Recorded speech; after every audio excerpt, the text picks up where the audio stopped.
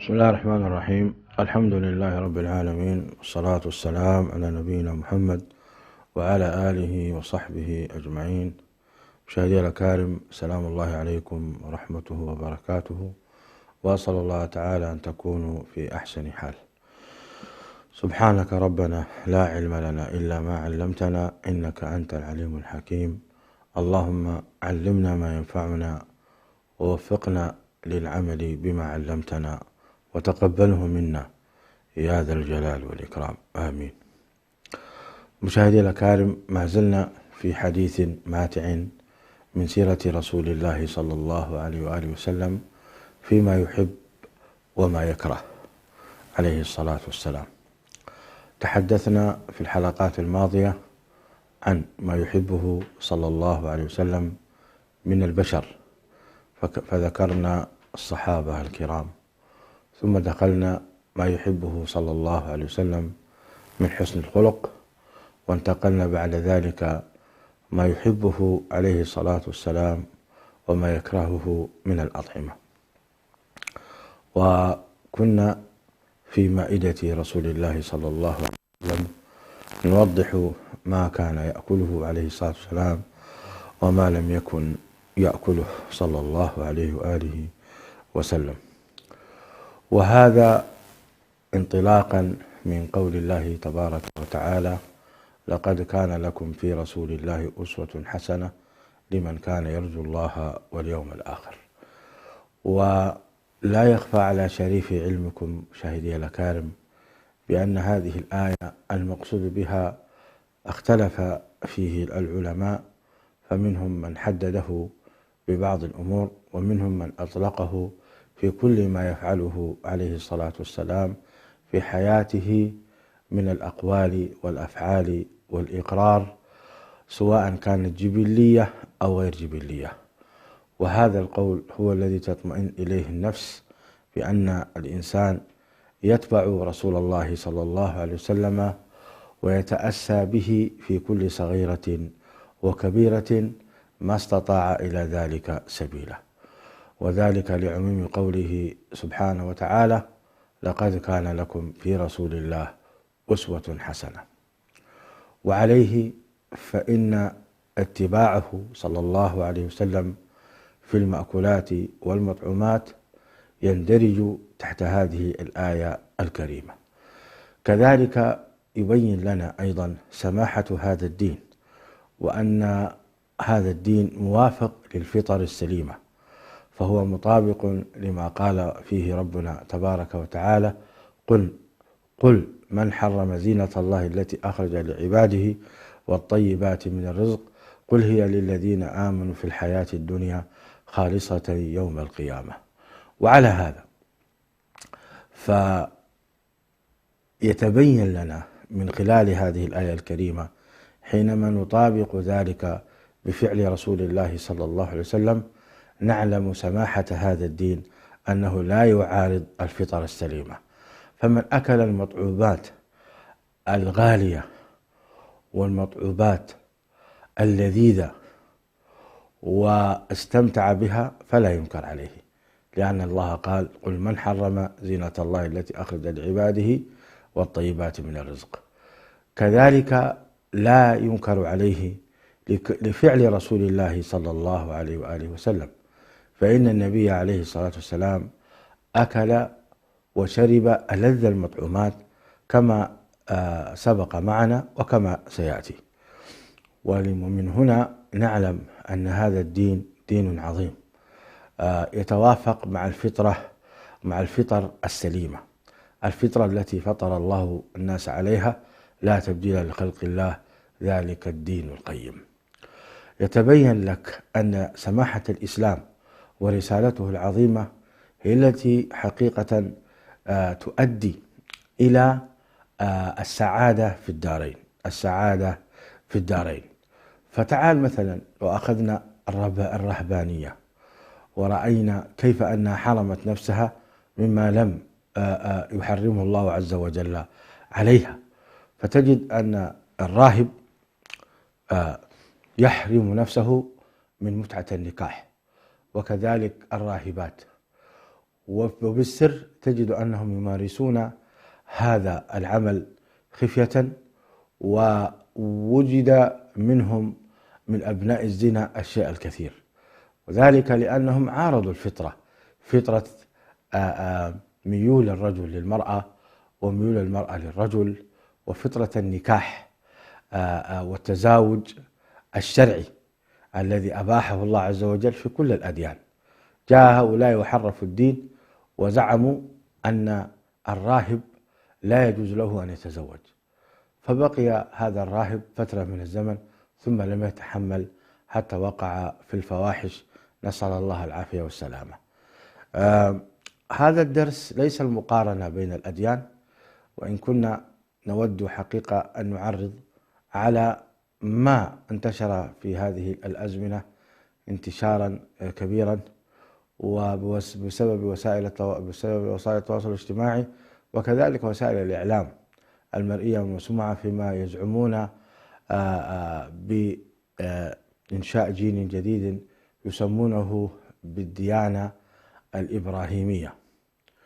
وهذه الديانة الإبراهيمية يقصدون بها الاعتراف الكامل بالديانات الثلاثة، اليهودية والنصرانية والإسلامية، ويقصدون بها أيضا أن تكون هذه الديانات متسالمة ومعترف بها بعضها ببعض حتى تعيش بأمن وسلام. هذا ما يزعمونه في الظاهر، وأما في الباطن فهي أمور سياسية يراد بها حذف الإسلام من هذه البشرية، أو بمعنى آخر محاربة الإسلام ومحاربة دينه، حتى لا يطبق المسلمون دينهم ويبتعدون تمام البعد عن تعاليم كتابهم العظيم وهو القرآن الكريم. هذه هي حقيقة هذه الرسالة التي اليوم هم يبعثون بها في وسائل الإعلام والتواصل الاجتماعي. أحيي من هذا المنبر شيخ الأزهر الذي أنكر هذه الديانة الجديدة ووأدها في مهدها، كما قال بعض العلماء: وأد شيخ الأزهر الشيخ أحمد على هذه الفرية العظيمة وأنكرها إنكارا عظيما. كذلك الروابط الإسلامية أيضا من اتحاد علماء المسلمين واتحاد رابطة علماء المسلمين وغيرها من الروابط أنكرت هذا الدين الجديد وهذه البدعة الجديدة المنكرة، كلهم قاموا بإنكار هذا الأمر.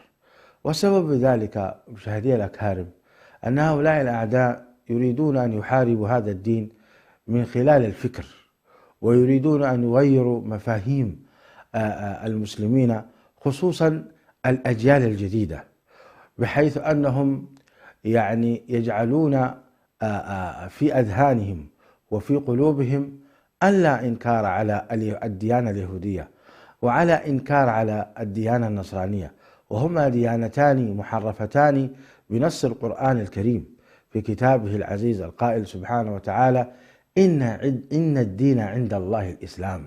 آية واضحة، إن الدين عند الله الإسلام.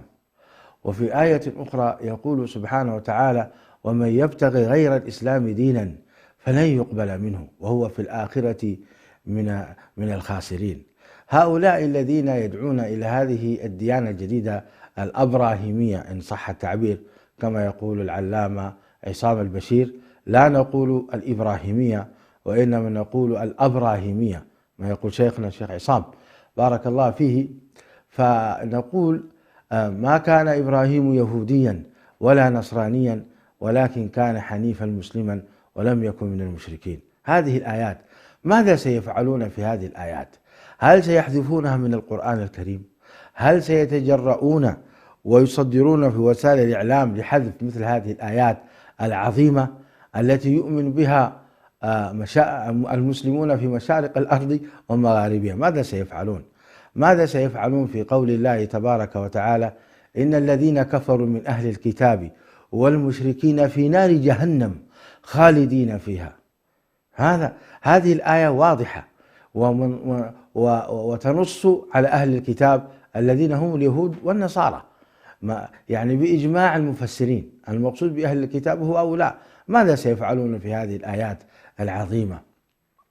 ماذا سيفعلون في قوله تبارك وتعالى: قاتلوا الذين يا أيها الذين آمنوا إنما المشركون نجس فلا يدخل المسجد الحرام بعد عامهم هذا وإن خفتم علة فسوف يغنيكم الله من فضله، إلى أن قال: قاتلوا الذين لا يؤمنون بالله ولا باليوم الآخر ولا يحرمون ما حرم الله ورسوله ولا يدينون دين الحق من الذين أوتوا الكتاب حتى يعطوا الجزية عن يد وهم صاغرون.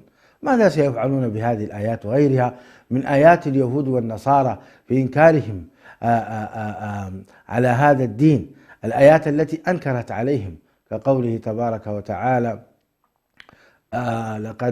لقد كفر الذين قالوا إن الله ثالث ثلاثة.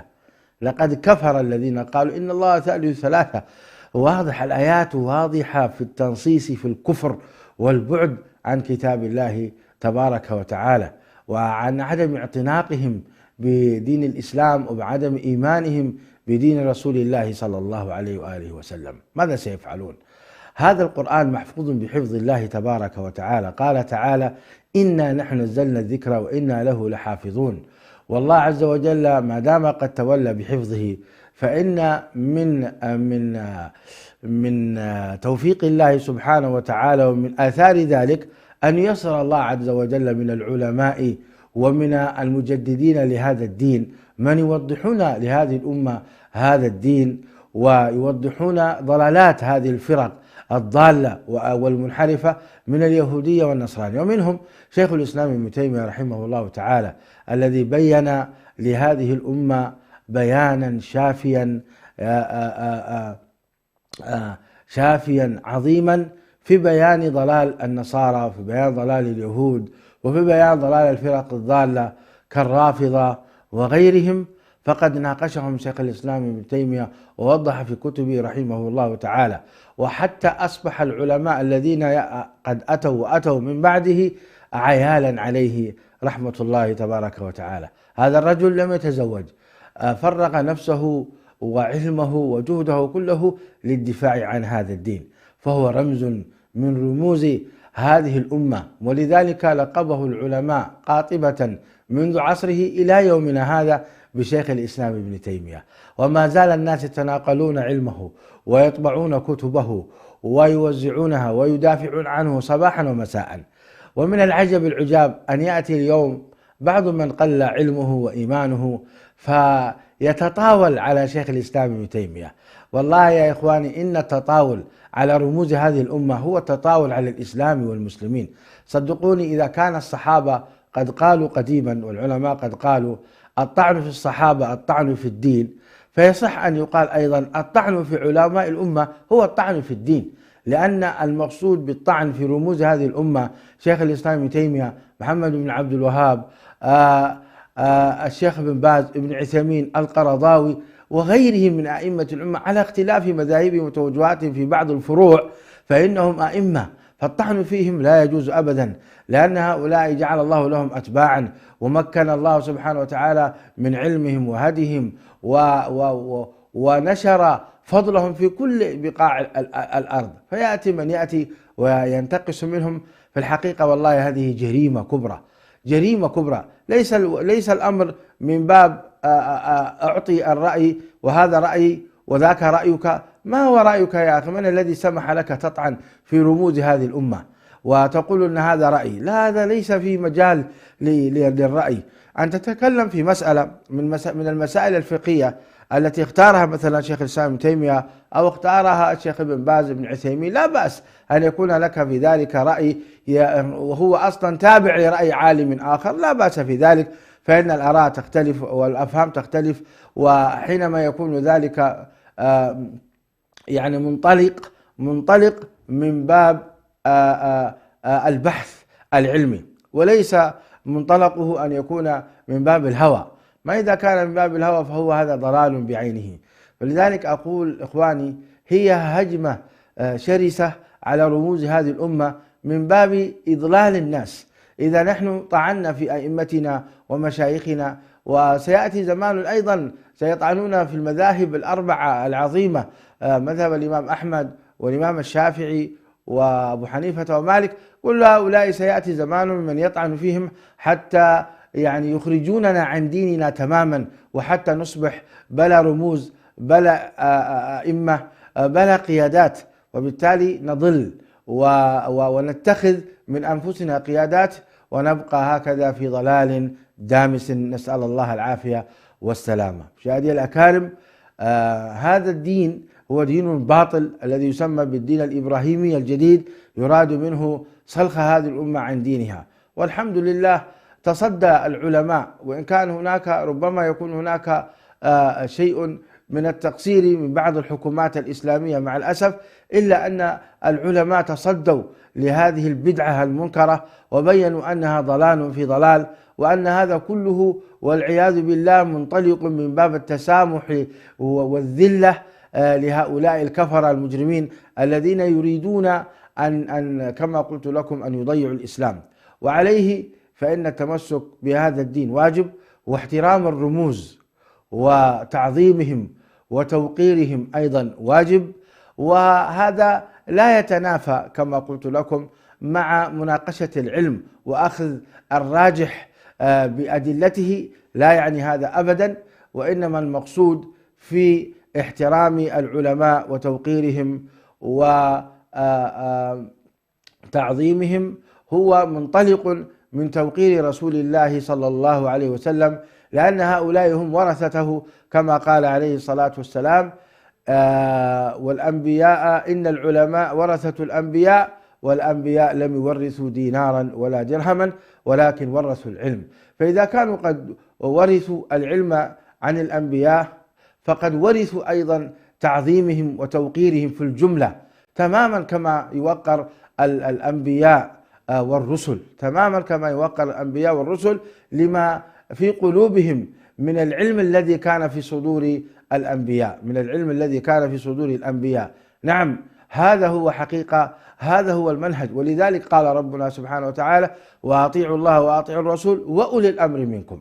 فأولي الأمر منا في الأصل هم علماؤنا ومشايخنا وأساتذتنا الذين قضوا والذين هم باقون بهذا اليوم. فنتقي الله سبحانه وتعالى في علمائنا، ولا نروج لهؤلاء المجرمين الذين يقصدون دين الإسلام. لا نكون نحن نحمل هذه الراية العفنة فننشر آراءهم بأن نطعن في رموز هذه الأمة كشيخ الإسلام ابن تيمية وغيره. هذه رسالة ونصيحة لهذه الأمة بأن نتنبه لديننا وأن نتفقه فيه وأن ننشره وأن نحترم علماءنا ومشايخنا وأساتذتنا. اللهم اهدنا لأحسن الأقوال والأعمال إنك على كل شيء قدير.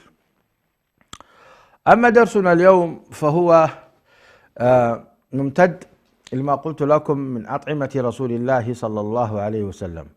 كان عليه الصلاة والسلام يحب الزبد والتمر. فعن ابني بسر السلميين رضي الله تعالى عنهما قال: دخل علينا رسول الله صلى الله عليه وسلم فوضعنا تحته قطيفة لنا صببناها له صبا، فجلس عليها وأنزل الله عز وجل عليه الوحي في بيتنا، وقدمنا له زبدا أو زبدا وتمرا، وكان يحب الزبد والتمر. هذا الزبد هو ما يخرج من يعني يسمونه المخاض، يسمونه يعني المخض أو المخاض، الذين اللبن حينما يكون في القربة ويخضونه خضا، الزبد الذي يخرج في أعلى اللبن هذا يسمى الزبد الذي عناه هذا الحديث. فكان عليه الصلاة والسلام يجمع له هذا الزبد ويجمع له التمر، فكان يأخذ التمر ويتناول شيء من الزبد ويأكله صلى الله عليه وسلم. هذه الطريقة بهذه الصورة كان يحبها عليه الصلاة والسلام. فيحب الجمع بينهما في الأكل لأن الزبد حار رطب والتمر بارد يابس، ففي الجميع إصلاح أكل كما وصف ذلك غير واحد من أهل العلم. يقول الإمام القرطبي رحمه الله: يؤخذ منه جواز مراعاة صفات الأطعمة وطبائعها واستعمالها على الوجه اللائق بها على قاعدة الطب، وهذا أصل كبير في المركبات من الأدوية. نعم. أما التمر فلا يخفى عليكم هذا الطعام اللذيذ الذي خلقه الله عز وجل للبشرية بأنواعه العجيبة، فأنت تتعجب، لا تدري هل ستتعجب من أنواعه أو تتعجب من اختلاف طعمه أو تتعجب من ما أورده الله عز وجل فيه من المركبات والفيتامينات العجيبة. فكل ذلك حقيقة يجعلك تندهش من هذه النخلة العظيمة التي ضرب بها الله عز وجل أيضا مثلا، وضرب الله مثلا كلمة طيبة كشجرة طيبة أصلها ثابت وفرعها في السماء تؤتي أكلها كل حين بإذن ربها. هذه هي النخلة، والنخلة لديها أطعمة كبيرة. من أنواع التمور مثلا السكري، وغالبا ما يخرج من المملكة العربية السعودية مناطق القصيم، يعني لذيذ جدا كأنما تأكل أنت لحما من اللحوم. كذلك تمر ما يسمى بالصقعي، هذا التمر أيضا ينفع لمرضى السكري، وهو من أعجب الأعاجيب في طعامه ولذته.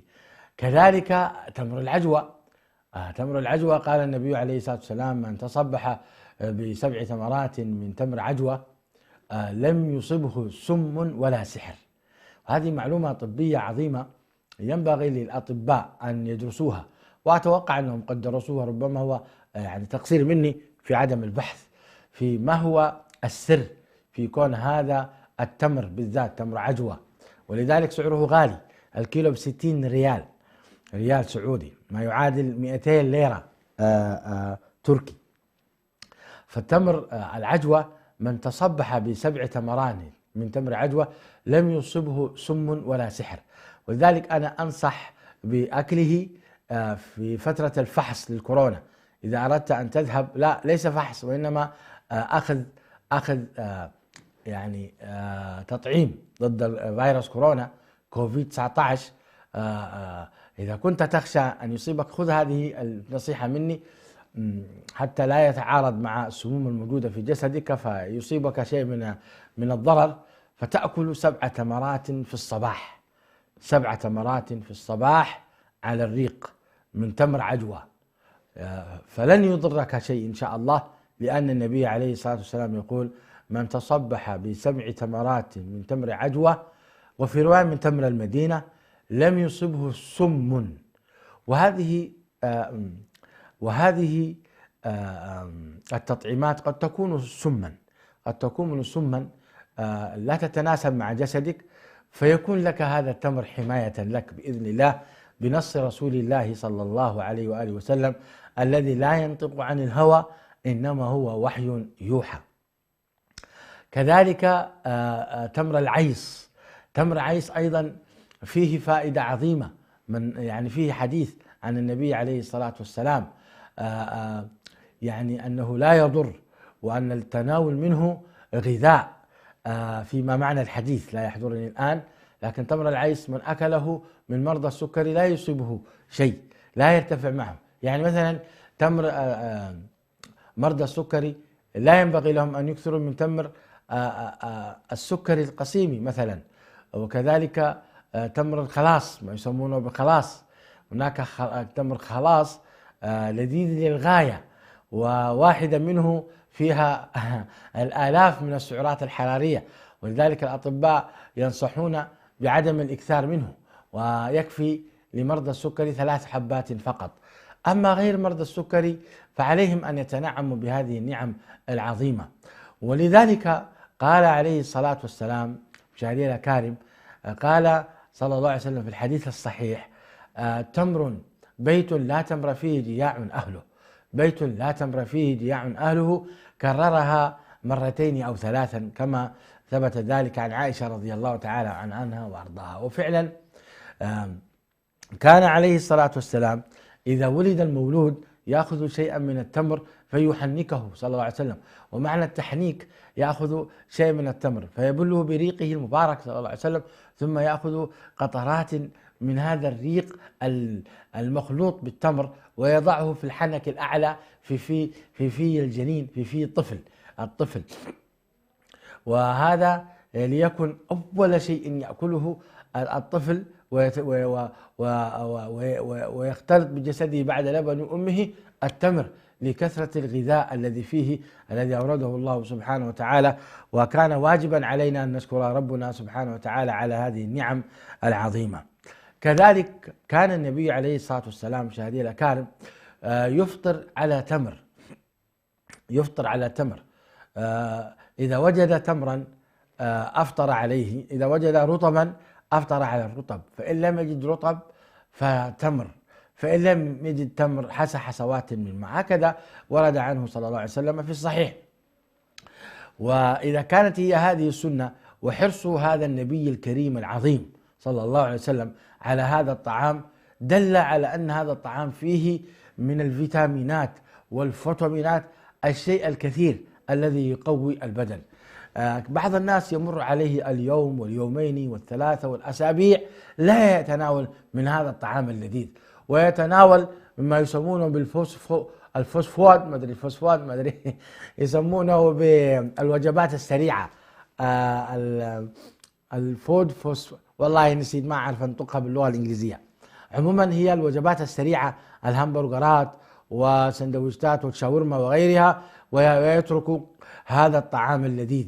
ينبغي لكل مسلم أن يتناول شيء من هذه الأطعمة وهذه التميرات بالذات كل صباح، لما فيها من غذاء قوي. والله لو يعلم الناس في التمر من الفيتامينات لما خلا من بيوته. ولذلك نص عليه الصلاة والسلام بقوله: بيت لا تمر فيه جياع أهله.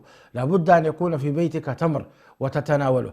ولذلك أيضا انظروا ماذا قال عليه الصلاة والسلام: نعم سحور المؤمن التمر، نعم سحور المؤمن التمر. إذا جيت تتسحر فابدأ بالتمر يا أخي، أو اجعله آخر ما تأكله عزيزي المشاهد. لابد أن تهتم بهذا التمر العظيم الذي كان يهتم به النبي عليه الصلاة والسلام. فإذا كانت أكلة السحر مباركة فتزداد بركة حينما أنت تأكل فيها التمر، أو تجعل أكلة السحر هي التمر أو جزء من التمر. مشاهدي الأكارم، يعني فوائد التمر كثيرة في الحقيقة، وكان عليه الصلاة والسلام يتناوله بكثرة، بل كانت تقول عائشة رضي الله عنها وارضاها: يمر علينا الهلال والهلالان والثلاث وليس عندنا طعام إلا الأسودان، الماء والتمر. فانظروا، هو غذاء أصلا يغنيك عن كافة الأطعمة من البروتينات والخبز وغيرها. إذا اكتفيت باللبن والتمر فهو كافي. حتى ننهي موضوع الأطعمة، كان عليه الصلاة والسلام أيضا يحب من الشراب الحلو البارد. فعن عائشة رضي الله تعالى عنها قالت: كان أحب الشراب إلى رسول الله صلى الله عليه وسلم الحلو البارد. وهذا يندرج حقيقة في احتمالات كثيرة ذكرها العلماء. قد يكون المقصود به الماء العذب، وقد يكون يقصدون به الماء المخلوط بالتمر. أيضا كان من عاداته صلى الله عليه وسلم مشاهدينا الكرام أن يضعوا لرسول الله صلى الله عليه وسلم مجموعة من التمر فينقعونه بالماء، فإذا كان اليوم الثاني يشرب عليه الصلاة والسلام هذا الماء، وكان يتقوى به صلى الله عليه وآله وسلم. رغم قوته عليه الصلاة والسلام فإنه كان يهتم بهذا الشراب، ينقع التمر. فهل منكم من يفعل ذلك؟ يعني يترك التمر في أسفل القدح وما بقي منه، فيتركه اليوم واليومان، ولا يتركه إلى 3 أيام حتى لا يكون خمرا فيسكر. فيومان فقط ينقع التمر في الماء، ثم يشرب هذا الماء. هذه كانت طريقة أيضا يفعلها عليه الصلاة والسلام. وكان صلى الله عليه وسلم يحب الرطب والبطيخ. البطيخ المقصود به الخربز، فيكسر حر هذا ببرد هذا. فإذا كان يعني البطيخ يعني فيه نوع من يعني الحرارة، فكان يكسره بالرطب صلى الله عليه وسلم أو العكس.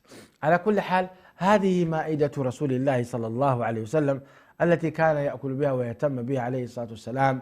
نرجو أن نكون قد استفدنا واستمتعنا من مائدة رسول الله صلى الله عليه وسلم، وتكون إن شاء الله في بيوتنا. وخصوصا أوصي بالتمر والدباء.